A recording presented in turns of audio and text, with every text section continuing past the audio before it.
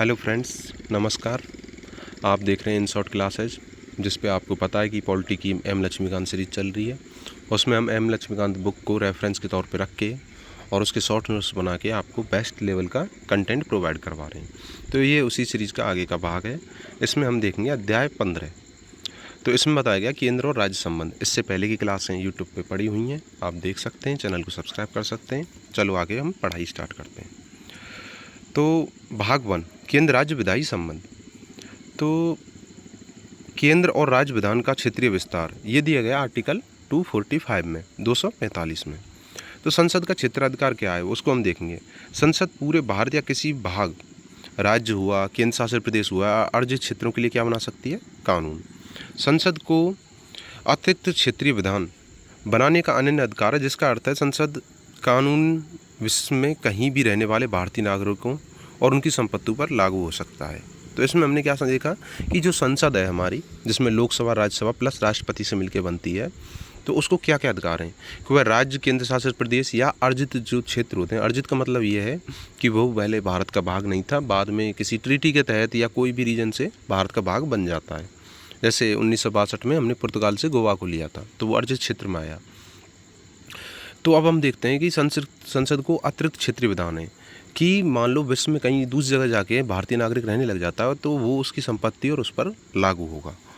अब है राज्य विधानमंडल का क्षेत्राधिकार। संसद का क्षेत्राधिकार हम देख लिया, अब हम देखते हैं विधानमंडल का। राज्य विधायिका केवल अपने राज्य के संपूर्ण या किसी हिस्से के लिए कानून बना सकती है। राज्य द्वारा बनाया गया कानून राज्य के बाहर लागू नहीं होता है, वस्तु व्यक्ति में पर्याप्त क्षेत्रीय संबंध ना हो।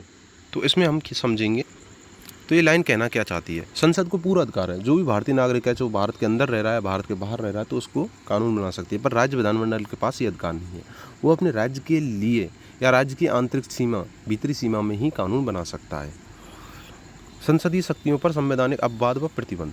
राष्ट्रपति की शक्तियाँ: अंडमान निकोबार द्वीप समूह, लक्षद्वीप, दादरा नागर हवेली, दमन दीव, लद्दाख की शांति, प्रगति और सुशासन हेतु नियम बना सकते हैं।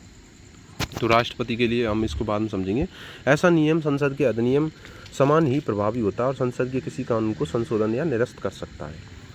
तो पढ़ाने का पैटर्न यही रहेगा कि पहले हम उस लाइन को पढ़ेंगे वर्ड टू वर्ड, और उसको बाद में उसको आपको मैं एक्सप्लेन करूँगा सिंपल लैंग्वेज में। तो राष्ट्रपति की शक्तियाँ कि कुछ ऐसे प्रदेश हैं हमारे, अपवाद हैं ये, कि अंडमान निकोबार द्वीप समूह जैसे लक्षद्वीप है, दादरा नागर हवेली है, दमन दीव है, लद्दाख है, या कहीं जनजातीय क्षेत्र है, तो उनकी शांति, प्रगति, सुशासन के लिए संसद की जगह राष्ट्रपति कानून बनाते हैं और वो संसद के किसी भी कानून को क्या कर सकते हैं? निरस्त कर सकते हैं। अब राज्यपाल की शक्तियाँ: राज्यपाल को यह अधिकार है वह निर्देशित करे कि संसद या राज्य विधानमंडल का कोई भी अधिनियम राज्य के किसी अनुसूचित क्षेत्र 5वीं अनुसूची में लागू नहीं होगा या कुछ संशोधन अपवादों के साथ लागू होगा। तो राज्यपाल को क्या अधिकार है कि वह यह निर्देश करे राज्य या विधानमंडल का कोई भी अधिनियम ऐसा आता है जो 5वीं अनुसूची के जनजातीय क्षेत्रों पर लागू हो रहा है और वहाँ की शांति या सुरक्षा को बाधा पहुंचा रहा है, तो वो किसको निर्देशित करेगा? राष्ट्रपति को वो सूचित करेगा। तो ये राज्यपाल को अधिकार है। 6ठी अनुसूची के स्वायत्त जिले: असम का राज्यपाल यह निर्देश दे सकता है कि संसद का अधिनियम राज्य के स्वायत्त जिले में लागू ना हो। मेघालय, त्रिपुरा और मिजोरम में यही शक्ति राष्ट्रपति के पास है। तो 6ठी अनुसूची में कुछ जिले दिए गए हैं, हम वो बाद में अनुसूची पढ़ेंगे, उसमें हम आपको ये मैं डिटेल से एक्सप्लेन करूँगा। तो वहाँ के राज्यपाल को यह निर्देश दिया गया कि वह संसद का अधिनियम राज्य के स्वायत्त जिले में लागू ना हो। स्वायत्त जिले क्या होते हैं? ऑटोनॉमी, कि वहाँ पर जनजातीय क्षेत्र होते हैं। अभी क्या है, वो कानून की उस धारा से नहीं जुड़े हुए हैं, उनको धीरे धीरे लाया जा रहा है शिक्षा प्रगति पे, तो अभी उनकी शांति, सुरक्षा या दंगे वगैरह ना हो, तो उन पे कानून वहाँ के लोकल लोगों से जानकारी करके बनाए जाते हैं, जो राज्यपाल बनाता है। तो संसद का वो कानून वहाँ पे लागू नहीं होते हैं। तो मेघालय, त्रिपुरा, मिजोरम में यही शक्ति क्या है? राष्ट्रपति के पास है कि राष्ट्रपति देखेगा कि उन पर कोई गलत कानून लागू ना हो, जिससे उनकी भावनाएँ आहत हों और दंगे का कारण बने। अब आगे देखते हैं कि विधायी विषयों का वितरण। आर्टिकल 276 व 7th शेड्यूल, आर्टिकल 246 व 7th शेड्यूल, 246। संविधान की 7वीं अनुसूची में केंद्र और राज्यों के बीच विधायी विषयों का स्पष्ट 3 स्तरीय विभाजन किया गया है। मैं आपको ये पहले भी क्लास में बता चुका हूँ, दोबारा हम देखेंगे। तो वो कौन कौन सी सूची हैं? 3 सूची हैं। एक है संघ सूची, दूसरी है राज्य सूची और तीसरी है समवर्ती सूची। हम इनको अच्छे से समझेंगे। तो संघ सूची पे जो भी कानून बनाएगी वो कौन बनाएगा? केंद्र सरकार, या हम कह सकते हैं संसद कानून बनाएगी। राज्य सूची पर राज्य विधानमंडल। और समवर्ती सूची में ऐसा सीन है कि इस पर कानून तो दोनों बना सकते हैं, राज्य भी बना सकता है, केंद्र भी बना सकता है। पर अगर राज्य और केंद्र मतलब संसद के कानून में कोई कन्फ्लिक्ट होता है, उन दोनों का कानून आपस में इंटरेक्ट मतलब होता है, तो इसमें लागू प्रभावी किसका रहेगा, मैन पावर किसके पास है, तो संसद का कानून ही लागू होगा, राज्य का कानून को कम सकती है। तो आप देखते हैं संघ सूची में मूल विषय थे 97 और अभी कितने हो गए 98। तो 97 विषय से कितने कर दिए 98 विषय। अब इनकी विशेषता क्या है, राष्ट्रीय महत्व के जो भी विषय होते हैं जैसे रक्षा है, सेना है, विदेश मामले, परमाणु ऊर्जा, बैंकिंग, संचार है, मुद्रा, डाक तार, राष्ट्रीय राजमार्ग, जनगणना, आयकर, कृषि को छोड़कर, सीमा शुल्क, रेलवे, दोबारा देखेंगे मोस्ट हैं, रक्षा, सेना, विदेश मामले, परमाणु ऊर्जा, बैंकिंग, संचार, मुद्रा, डाक तार, राष्ट्रीय राजमार्ग, जनगणना, आयकर, सीमा शुल्क, रेलवे, कृषि को छोड़कर एग्रीकल्चर स्टेट का विषय आता है ना। तो इस पे कानून कौन बनाएगी, केवल संसद बनाएगी। तो मूलतः कितने विषय थे 97, अब कितने हो गए 98। राज्य सूची में पहले 66 थे, अब 59 हो गए। तो पहले कितने थे 66 और अब कितने हो गए 59। तो इसमें कौन कौन से क्षेत्रीय व स्थानीय महत्व के जितने विषय आते हैं जैसे पुलिस है, सार्वजनिक व्यवस्था है, स्वास्थ्य एवं स्वच्छता है, कृषि है, जेल है, स्थानीय शासन है, मदरा है, बाजार एवं मेले व सट्टेबाजी वगैरह इसमें आते हैं। तो आपको मतलब सिंपल थोड़ा ये याद रखना है कि जैसे राष्ट्रीय स्तर के विषय है ना, रक्षा है, बॉर्डर सीमा फोर्स होती है, तो वो क्या राष्ट्रीय स्तर का है, रक्षा मतलब पूरे देश का ही अधिकार है। तो इस पर कौन कानून बनाएगा, केंद्र सरकार। और जो राज्य मतलब क्षेत्रीय लेवल के हैं कि वहाँ देखना है एग्रीकल्चर हर स्टेट का अलग अलग है, तो स्टेट ही उसे अच्छे से समझ पाएगा। अब उसके अलावा स्वास्थ्य एवं स्वच्छता, कोई स्वच्छ राज्य है कोई नहीं है, तो उस पर भी वही ध्यान देता है। पुलिस वगैरह का अपना होता है, जैसे राजस्थान पुलिस है, दिल्ली पुलिस है, सबका अपना पुलिस है। तो ऐसे आपको याद रखना है। अब लीकर ये मोस्ट है, सब इम्पोर्टेंट है, आपको याद रखना है। मदरा है तो इसको क्या है स्टेट ही बनाता है। तो इस पर कौन है, सामान्य परिस्थितियों में केवल राज्य विधानमंडल। सामान्य परिस्थितियों से मतलब यह है कि कल को राष्ट्रीय आपातकाल लगता है तो सारे कानून क्या है संसद के वैलिड हो जाते हैं। तब तक जब तक राष्ट्रीय आपातकाल नहीं है तब तक राज्य के इस पे कानून चालू होंगे। अब समवर्ती सूची देखते हैं। पहले मूलतः इसमें वैसे थे 47, बाद में कितने हो गए 52। तो 47 से कितने हो जाते हैं 52। तो साझा हित के जो विषय हैं जैसे आपराधिक एवं कानून प्रक्रिया, सिविल प्रक्रिया, शिक्षा है, वन है, विवाह है, तलाक है, श्रम कल्याण है, कारखाने, बिजली, समाचार पत्र, पुस्तकें, आर्थिक सामाजिक योजनाएं, तो इन पे क्या है साझा विषय के हैं। तो इन पे लास्ट में पहले पूरा ही पढ़ लेते हैं। संसद और राज्य विधानमंडल दोनों कानून बना सकते हैं, लेकिन गतिरोध उत्पन्न होने पर संसदीय कानून मान्य होगा, केवल संसद 248। तो इसमें क्या बोला गया है कि अगर मान लो कानून तो दोनों बना सकते हैं, लेकिन गतिरोध होता है, कन्फ्लिक्ट होता है, तो किसका मान्य होगा संसद का। अब इसमें साझा हित के विषय ये मोस्ट हैं, जैसे शिक्षा सबसे मोस्ट है। शिक्षा किसका है समवर्ती सूची का। और इसमें श्रम वगैरह है ना, तो ये किसका है समवर्ती सूची का। इसके बाद हम पढ़ेंगे नेक्स्ट स्लाइड। तो नेक्स्ट स्लाइड में हम देखते हैं कि अपशिष्ट शक्तियाँ होती हैं कि जिनका ना तो समवर्ती सूची में, ना संघ सूची में, ना राज्य सूची में, तो उन पे कानून सिर्फ कौन बना सकती है संसद। जो हमने पहले ही पढ़ा था, केवल संसद बना सकती है 248 के तहत, 248 संविधान संशोधन के तहत, मतलब अनुच्छेद के तहत। तो अपशिष्ट शक्तियाँ हम क्या होगा, 3 सूचियों में जो शामिल नहीं होते हैं, जैसे साइबर कानून है, जो अब नए मुद्दे आ रहे हैं, स्पेस रिसर्च है, अपशिष्ट कर है, यह प्रावधान कनाडा के संविधान से लिया गया है, ये आपको याद रखना है। अब परीक्षा की दृष्टि से महत्वपूर्ण संविधान संशोधन हुए हैं वो देखते हैं। तो 42वां संविधान संशोधन 1976 हुआ है, 4 + 2 को मिला के 6 बनता है, तो 1976 ऐसे मैंने ट्रिक्स बताई है। 5 विषय राज्य सूची से निकाल कर किस में डाल दिए गए समवर्ती सूची में डाले गए। तो ये मोस्ट विषय थे, देखो शिक्षा है, वन है ना, नाप तोल है, वन्य जीव, पक्षियों का संरक्षण है, न्याय का प्रशासन है, सुप्रीम कोर्ट व हाई कोर्ट को छोड़कर अन्य न्यायालयों का गठन एवं संगठन। तो ये बहुत इंपॉर्टेंट है, आपको याद रखना है। शिक्षा, वन, नाप तोल, वन्य जीव, पक्षियों का संरक्षण, न्याय का प्रशासन। तो इसमें क्या है सुप्रीम कोर्ट और हाई कोर्ट को छोड़कर अन्य न्यायालयों का गठन एवं संगठन। अब 101 बार संविधान संशोधन देखेंगे 2016 में जीएसटी बना था। वस्तु एवं सेवा कर लागू हुआ, जिसके तहत अनुच्छेद 246A जोड़कर संसद एवं राज्य विधानमंडल दोनों को जीएसटी के संबंध में कानून बनाने की समवर्ती शक्ति दी गई है। अंतर्राज्यीय व्यापार पर केवल संसद को कानून बनाने की शक्ति है। तो इसमें क्या निकल के आता है, जीएसटी किस सूची का विषय है समवर्ती सूची, दोनों बना सकते हैं। लास्ट में गतिरोध उत्पन्न होने पर संसद का वैलिड होगा।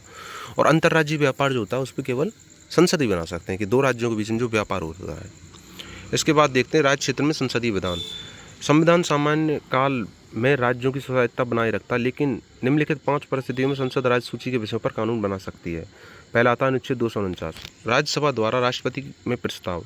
यदि राज्यसभा उपस्थित और मतदान करने वाले सदस्यों के 2/3 बहुमत विशेष बहुमत से यह प्रस्ताव पारित कर दे कि राष्ट्र हित में संसद का राज्य सूची के विषय पर कानून बनाना आवश्यक है, ऐसा प्रस्ताव 1 वर्ष के लिए वैध होगा। इसे अनिश्चित काल के लिए 1 वर्ष करके बढ़ाया जा सकता है। संसद द्वारा बनाया गया कानून प्रस्ताव समाप्त होने के 6 माह बाद तक प्रभावी रहेगा।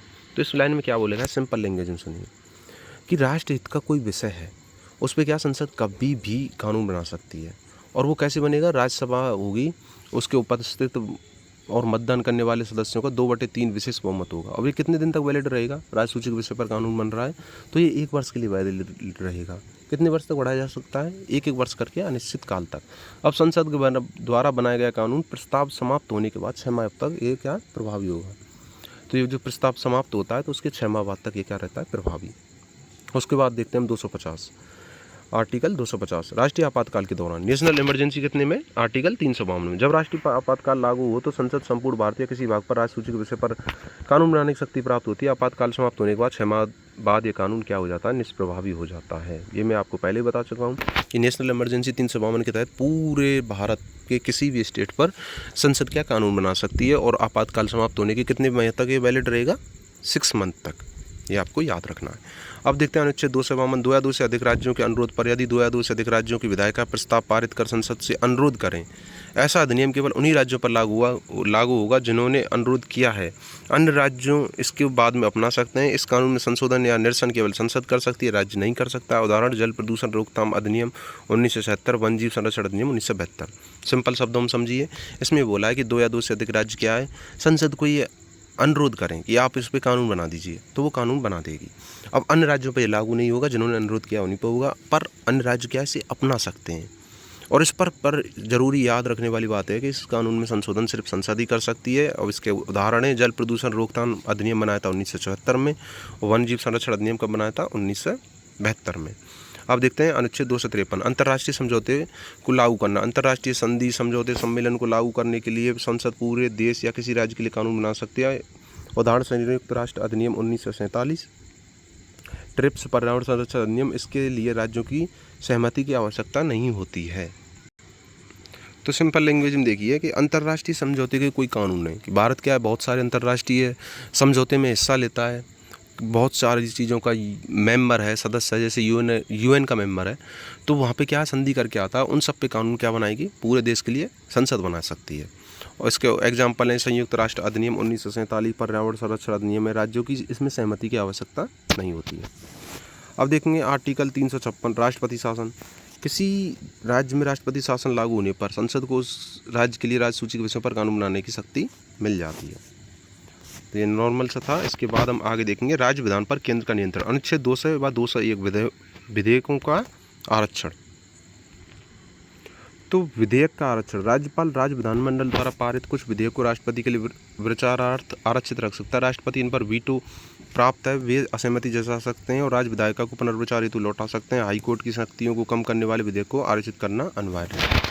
तो आर्टिकल 200 और 201 में एक सिंपल एक लाइन लिखी गई है कि मान लो राज्य विधानमंडल कोई विधेयक पारित करता है, अब राज्यपाल को लगता है कि वो विधेयक क्या है, लीगल रूप से सही नहीं है, तो उसे क्या वो राष्ट्रपति के विचारार्थ के लिए सुरक्षित रख सकता है। मतलब वो उस पर अपनी सहमति ना देकर राष्ट्रपति के लिए वो विधेयक को भेज सकता है। अब राष्ट्रपति के पास पूर्ण वीटो प्राप्त है, या तो वो पूरे विधेयक को खारिज कर दे कि ये गलत है, दूसरा ये इसे पुनर्विचार के लिए भेज सकता है कि आप इस पर विचार करो और इसे संशोधन करके वापस भेजो। पर हाईकोर्ट की शक्तियों को कम करने वाले जितने भी विधेयक आएंगे उसको राज्यपाल को राष्ट्रपति के लिए भेजना एकदम अनिवार्य है। इसको आपको याद रखना है। तो अब इसके बाद देखेंगे 304B व्यापार और वाणिज्य पर प्रतिबंध। व्यापार और वाणिज्य की स्वतंत्रता पर प्रतिबंध लगाने वाले राज्य विधानमंडल के विधेयकों को राष्ट्रपति की पूर्व स्वीकृति के बिना विधानसभा में पेश नहीं किया जा सकता है।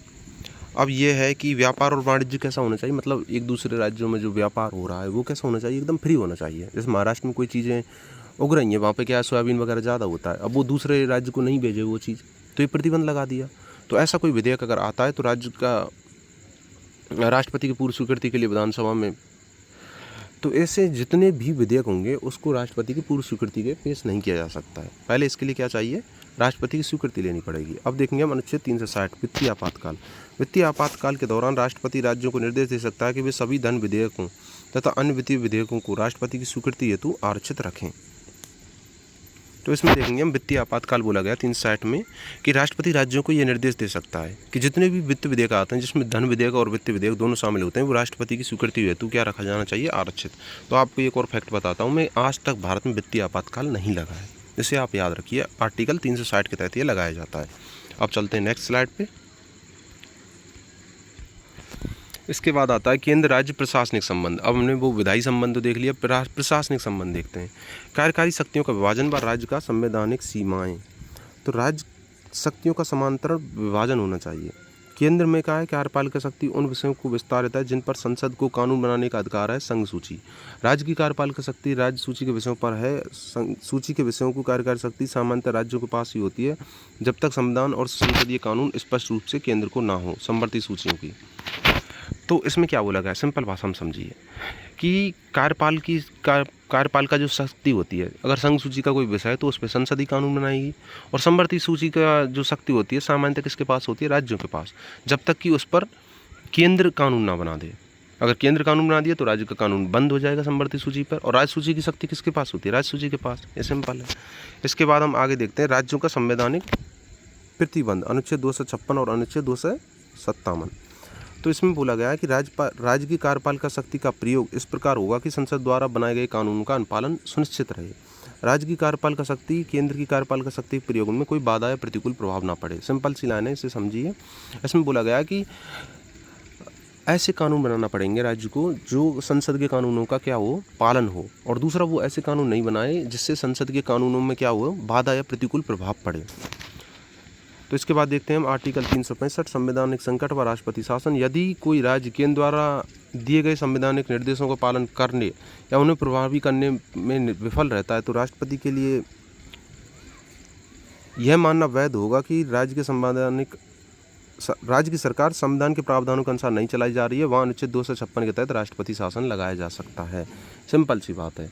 राज्य को निर्देश दिया गया कि संसद के कानून को पालना करते हुए आप राज्य विधानमंडल से कानून बना सकते हैं, लेकिन अगर राष्ट्रपति को यह लगता है कि वहाँ क्या हो रहा है, संवैधानिक कानून का पालन नहीं हो पा रहा है, तो वहाँ राष्ट्रपति शासन लग जाता है। वो किसके तहत लगता है, 365। इसमें 356 है ना, इसको आप थोड़ा करेक्ट कर लीजिए। संवैधानिक संकट वो राष्ट्रपति शासन 356 है, थोड़ा सा मिसप्रिंट हो गई है, हो जाती है तो आप इसे ठीक कर लेना, है ना। वैसे मैं पूरा सुनिश्चित करता हूँ कि गलती ना हो, फिर भी ह्यूमन एरर हो जाता है तो वो मैं यहाँ पे सही करवा देता हूँ। तो इसको आपको सही करके कितना करना है, 356, ठीक है।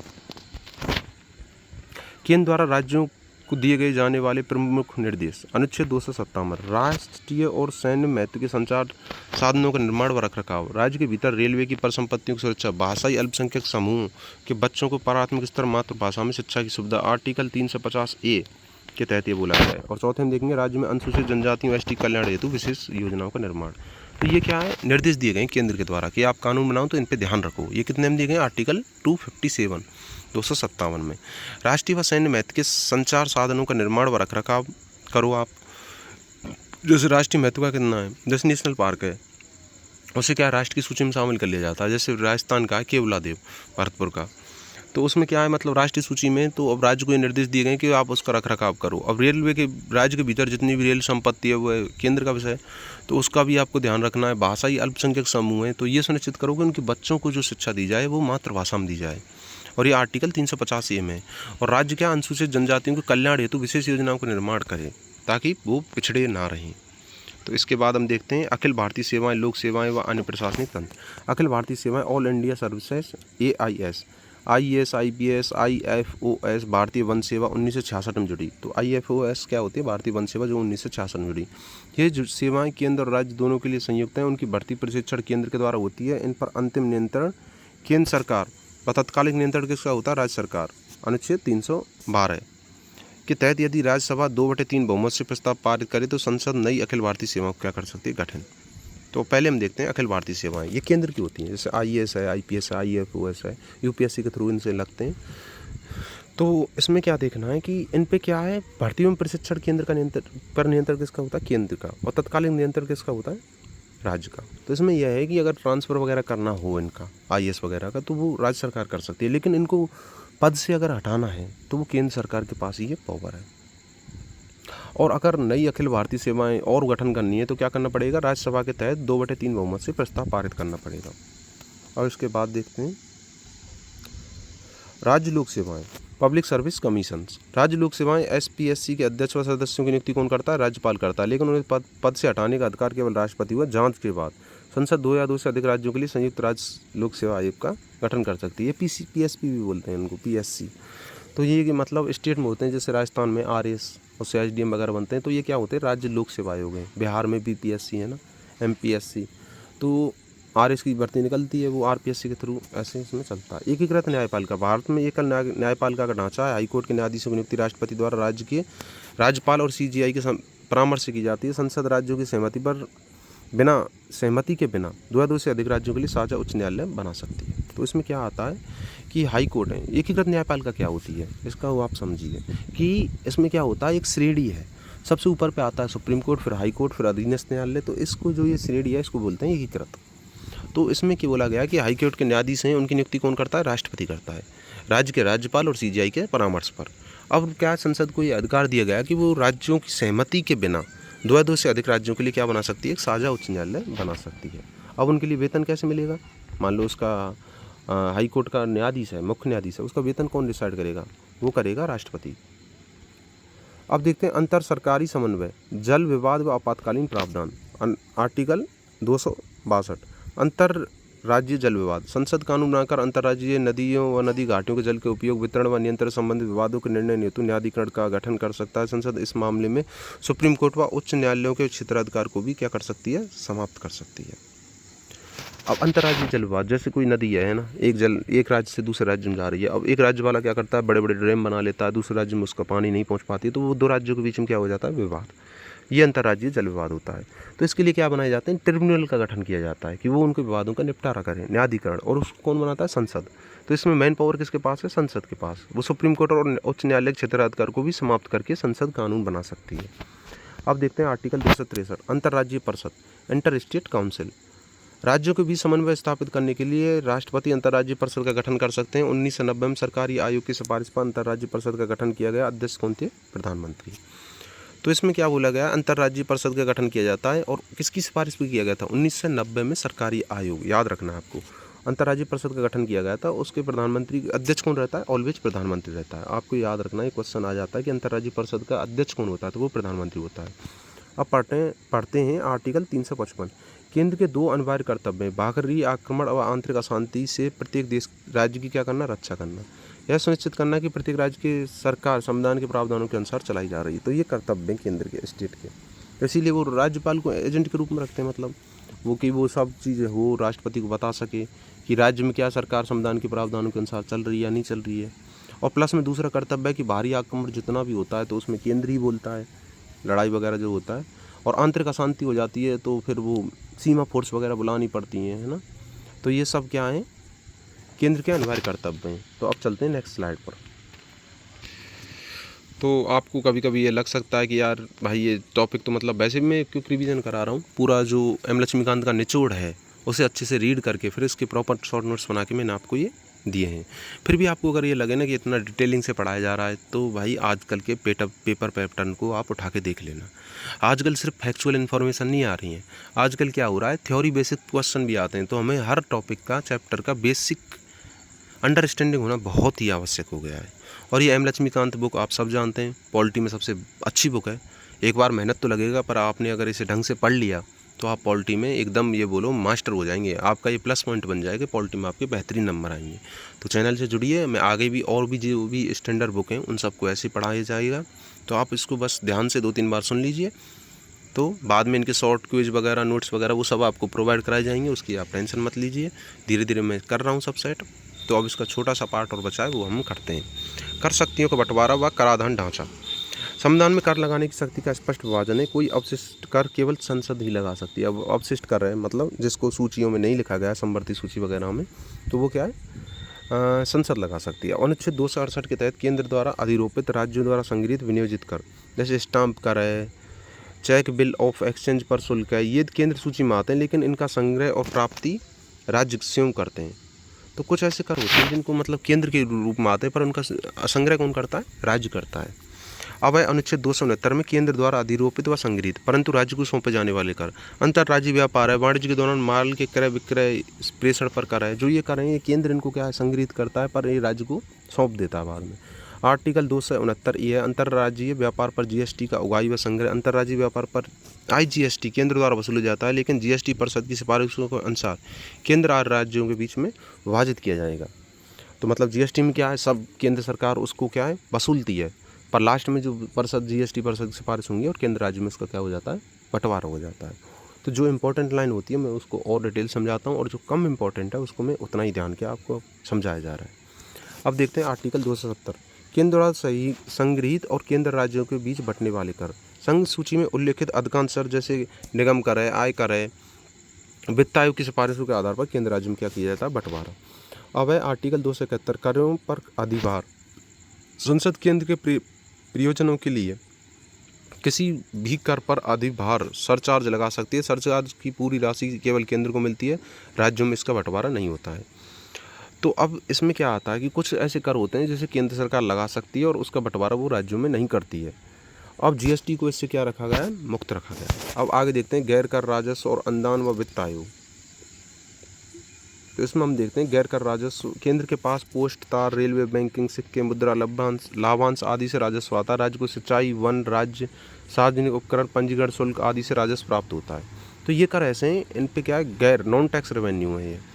तो ये दोनों के होते हैं। केंद्र के पास क्या है, रेलवे, बैंकिंग, सिक्के, मुद्रांश, लाभांश से, और राज्य को सिंचाई, वन, राज्य सार्वजनिक उपक्रम और पंजीकरण शुल्क से। आर्टिकल 275, इतने आर्टिकल आपको याद नहीं रखने, बस मैं वैसे ही बता रहा हूँ अंडरस्टैंडिंग को। जो मोस्ट आर्टिकल हैं उनकी मैं आपको एक क्लास बना दूंगा, बहुत शॉर्ट 10 मिनट का, उनको ही याद रखना है। बस आप समझ लीजिए कि ऐसा लिखा गया है। विधिक अनुदान, संसद वित्त आयोग की सिफारिश पर भारत की संचित निधि से जरूरतमंद राज्यों को आर्थिक सहायता प्रदान कर सकती है और यह अलग अलग राज्यों के लिए अलग अलग हो सकता है। तो संसद क्या करती है, वित्त आयोग, जैसे मान लो कोई पिछड़ा राज्य है ना, बिहार है, तो वहाँ पे क्या है, विकास की ज़रूरत है, तो संसद वहाँ पे क्या अनुदान कर सकती है सिफारिश के आधार पर। अनुच्छेद 282, विवेकाधीन अनुदान, केंद्र व राज्य के किसी भी लोक प्रयोजन हेतु स्वेच्छा से अनुदान दे सकते हैं। नीति आयोग, योजना आयोग के तहत वित्तीय आवंटन इसी के तहत होगा। तो इसमें भी यही बोला गया है कि कोई लोक प्रयोजन हो रहा है उसमें स्वेच्छा से केंद्र राज्य अपना अपना हिस्सा बंटवारा कर लेते हैं। जैसे बहुत सारी योजनाएं जो 90:10 के रेशियो में चलती हैं, कि केंद्र उसमें 90% पैसे दे रहा है और 10% राज्य सरकार दे रहा है। अनुच्छेद 280, वित्त आयोग, राष्ट्रपति द्वारा प्रत्येक 5 वर्ष में गठित अर्ध न्यायिक संवैधानिक निकाय मुख्य कार्य होता है केंद्र राज्यों के बीच करों का वितरण। अनुच्छेद 275 के तहत अनुदान के सिद्धांत तय करना। राज्य वित्त आयोग की सिफारिशों पर स्थानीय निकाय, पंचायत और नगर पालिका के लिए राज्य की संचित निधि बढ़ाने के उपाय बताना। तो ये वित्त आयोग है, इसमें क्या है, मुख्य ये कार्य होते हैं। अब आर्टिकल आता है लास्ट 279A, GST परिषद, 101वें संविधान संशोधन 2016 द्वारा स्थापित। अध्यक्ष होता है केंद्र में वित्तीय मंत्री ना है वो। अनुच्छेद 282, विवेकाधीन अनुदान, केंद्र व राज्य के किसी भी लोक प्रयोजन हेतु स्वेच्छा से अनुदान दे सकते हैं, ये हमने पढ़ लिया है। इसके बाद हम देखते हैं GST वाला, 101वें संविधान संशोधन 2016 द्वारा स्थापित। अध्यक्ष होता है केंद्रीय वित्त मंत्री। यह GST की दरों, छूट, नियमों की सिफारिश देने वाले अंतर सरकारी मंच है। निर्णय 3/4 75% बहुमत से लिए जाते हैं। केंद्र के वोट का मूल्य होता है 1/3, सभी राज्यों के संयुक्त वोट का मूल्य होता है 2/3। तो इसमें क्या होता है कि GST काउंसिल है, उसका अध्यक्ष कौन होता है, आपको याद रखना, केंद्रीय वित्त मंत्री। तो इसमें जो छूट वगैरह दी जाती हैं GST के तहत, उनका निर्णय लिया जाता है और ये बहुमत से लिए जाते हैं 3/4। केंद्र का वोट मूल्य कितना होता है 1/3 और सभी राज्य का संयुक्त वोट मूल्य कितना होता है 2/3। अब केंद्र राज्य संबंधों पर प्रमुख आयोग, समिति, उनकी सिफारिश वगैरह हम पढ़ते हैं। समिति है, वर्ष है, अध्यक्ष है, मुख्य सिफारिश में परीक्षा उपयोगी तथ्य हैं। तो ये लास्ट स्लाइड है, 2 मिनट का वीडियो हो रहा है, आप देखिए। तो इसमें हम देखते हैं प्रथम प्रशासनिक सुधार आयोग बना था, फर्स्ट ARC 1966, मोरारजी देसाई के समय पर बना था, के हनुमान थैया के समय पे। संविधान के अनुच्छेद 263 के तहत अंतर्राज्यीय परिषद का गठन किया जाए। राज्यपाल पद पर गैर दलगत लंबा सार्वजनिक जीवन रखने वाले अनुभवी व्यक्ति को नियुक्त किया जाए। राज्यों को अधिक वित्तीय संसाधन हस्तांतरित किए जाए। तो ये फर्स्ट ARC बना था, इसमें ये सिफारिश दी गई थी। और किसके टाइम पे बना था, मोरारजी देसाई, हनुमान थैया के स्थान पर 1966 में। अब आता राजमन्नावर समिति 1969 में तमिलनाडु सरकार द्वारा। अंतर्राज्य परिषद का तत्काल गठन हो, वित्त आयोग को एक स्थायी विकल्प बनाया जाए और योजना आयोग को समाप्त कर उसके स्थान पर वैधानिक निकाय बनाया जाए। अनुच्छेद 356, 357, 365 में राष्ट्रपति शासन को पूरी तरह समाप्त या लुप्त किया जाए। अवशिष्ट शक्तियाँ राज्य को दी जाए। अखिल भारतीय सेवाएं को समाप्त किया जाए। केंद्र ने इसे क्या कर दिया, अस्वीकार, क्योंकि ये सब चीज़ को समाप्त कर रहा है जो जरूरी चीज़ें। राष्ट्रीय आपातकाल भी जरूरी है, कभी कभी ऐसा हो जाए तो। आनंदपुर साहिब प्रस्ताव 1973 में। अकाली दल पंजाब, केंद्र का नियंत्रण केवल 4 विषय, रक्षा, विदेश मामले, संचार और मुद्रा तक ही सीमित रहना चाहिए। सभी अवशिष्ट शक्तियाँ व विधायी शक्तियाँ राज्यों में नियुक्त होनी चाहिए। तो ये भी गलत है, फंडामेंटल स्ट्रक्चर के खिलाफ। सरकारी आयोग, ये महत्वपूर्ण है, 1983 से लेकर 1988 में न्यायमूर्ति कौन थे, RS सरकारिया। तो मजबूत केंद्र की आवश्यकता होनी चाहिए। राष्ट्रीय एकता और अखंडता ये तो मजबूत केंद्र जरूरी है। राज्यों की मांग के अनुसार शक्तियों में कटौती जरूरत नहीं है। अनुच्छेद 263, स्थायी अंतर सरकारी परिषद होना चाहिए रे। और अनुच्छेद 356 में राष्ट्रपति शासन का प्रयोग बहुत दुर्लभ परिस्थितियों में होना चाहिए, अंतिम विकल्प के रूप में किया जाए। राज्यपाल की नियुक्ति राज्यपाल राज्य का निवासी ना हो, स्थानीय राजनीति में सक्रिय ना हो, इस नियुक्ति से पूर्व राज्य के मुख्यमंत्री से परामर्श किया जाए, राज्यपाल अपना 5 वर्ष का पूरा कार्यकाल करे।